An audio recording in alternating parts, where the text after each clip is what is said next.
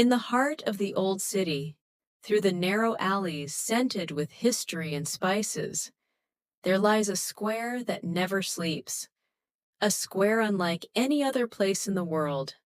Welcome to Jamaa el-Fnaa, the living pulse of Marrakech, its soul that speaks in every language of story, mystery, and wonder. They say that if you haven't visited Jamaa el-Fnaa, you haven't truly seen Morocco. But what makes this square so exceptional? Let us dive together into this fascinating world. For centuries, Jamaa el-Fnaa has been a center of trade, gathering, entertainment, and justice. But over time, it evolved. It became something else, a stage under the open sky, where people perform not just for money, but for joy, for life itself. During the day, the square is bursting with activity. Juice vendors line up beside carts selling hot snails, while the scent of grilled meat and spices drifts from food stalls. Street sellers shout to catch your attention, some with charm, others with humor. But as evening falls, the square transforms, as if it's preparing for a magical show that begins with the sunset. That's when the halkas begin, the circles, a circle here and another there.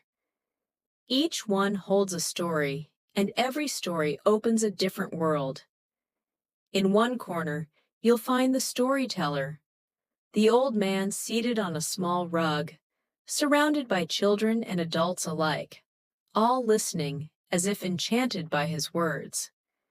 He tells tales of jinn, of warriors, of love and death.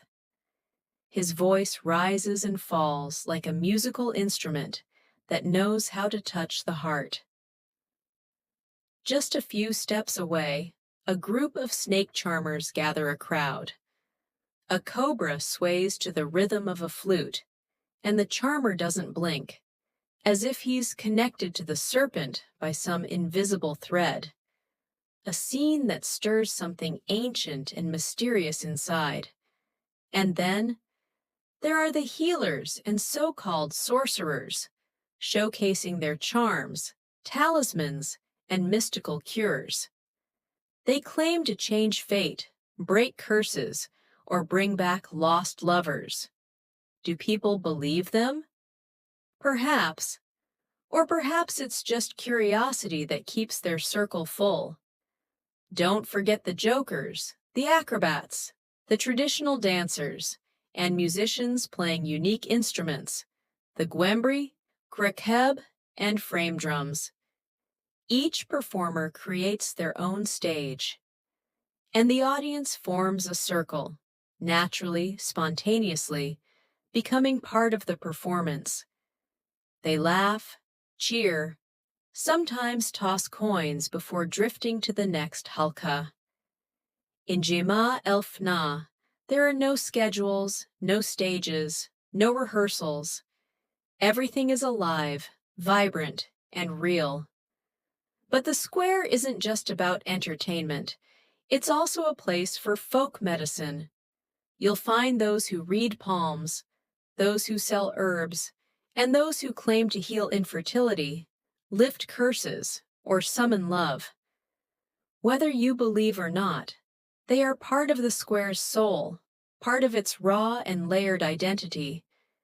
And every evening, as the adhan, call to prayer, mixes with the sound of the flute, children's laughter, women's chatter, and whispers of legends, you realize Jamaa el-Fnaa is not just a square.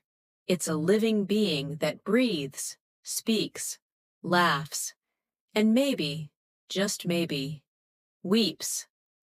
At night, the city sleeps, but Jamaa el-Fnaa stays awake, watched over by old spirits.